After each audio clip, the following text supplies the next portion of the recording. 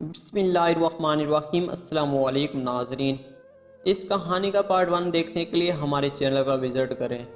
کچھ عرصہ قبل سودی کاروبار کرنے والے اس کے شوہر نے جوئے میں کثیر رقم ہاتھ دی اور رقم کے بدلے جیتنے والے جواری کو اپنی یہ بیوی پیش کر دی، کیونکہ وہ جانتا تھا اگر یہ انکار بھی کرے گی تو وہ زبردستی سے جواری کے حوالے کر دے گا۔ لڑکی کے بھائی کو اپنی بہن سے کوئی غرض نہ تھی اور بوڑھی ماں کا اس شخص کو کوئی ڈر نہیں تھا، کیونکہ جو شخص سودی کاروبار کر کے خدا سے جنگ مول لے چکا تھا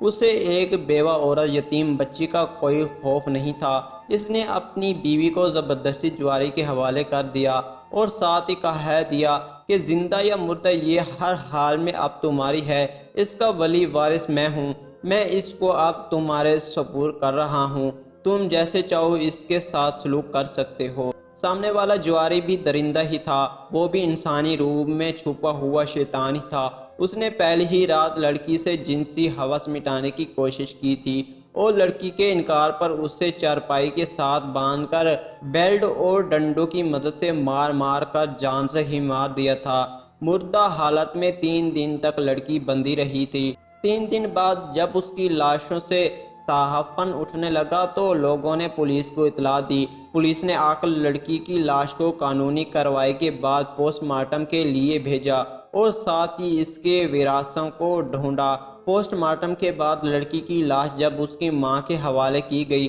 تو اپنی بیٹی کا زخمی وجود مردہ حالت میں چارپائی پر پڑا دیکھ کر دماغی توازن کھو بیٹھی۔ لڑکی کا بھائی جو پیسے کا پجاری تھا، زندہ بہن کی تو اس نے کبھی خبر نہ لی تھی، مگر جب اس کی بہن مر گئی اور پولیس کیس بن گیا تو اس کو یقین تھا کہ دونوں جواریوں سے وہ جیب گرم کر لے گا، اسی لیے وہ بہن کے کیس کا مدعی بن گیا۔ یوں وہ دونوں ظالم ایک بار قانون کے کٹہرے میں آ گئے، مگر لالچی بھائی نے اپنی مردہ بہن کے وجود کا بھی سودا کر دیا، پیسے لے کر ان کو معاف کر دیا اور اپنی پاگل ماں کو گھر سے نکال باہر کیا۔ اس کی ماں آج بھی ننگے پاؤں سڑکوں کی خاک چھانتی رہتی ہے، ریڑھی بانوں اور ہوٹل والوں سے مانگ کر کھانا کھاتی ہے۔ جب کبھی اس کے اندر کی ممتا جاگ گئی ہوتی ہے تو سامنے سے گزرنے والے ہر لڑکی کو اپنی بیٹی کا نام لے کر پکارتی ہے اور اسے سینے سے لگانے کے لیے اس کی طرف بڑھتی ہے۔ کچھ حساس